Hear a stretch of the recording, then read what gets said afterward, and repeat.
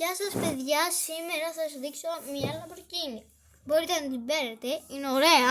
Να, όπως βλέπετε, εδώ πέρα είναι το κάθισμα μπροστά. Από πίσω είναι το γκαράζ. Να, είναι ωραία, δηλαδή θα σας πρότεινα να την πάρετε. Δεν είναι και τόσο φθηνή, αλλά είναι ωραία για κοσμητικό. Κάνει 23,99. Μπορείτε να τη βρείτε στα public. Δηλαδή θα ήταν ωραία. Δηλαδή για δώρο θα ήταν φανταστική.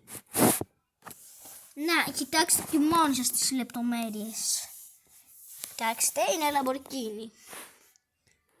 Να, εδώ δεν νομίζω ότι φαίνεται και πολύ καλά. Να, κοιτάξτε ρε παιδιά, είναι ωραία.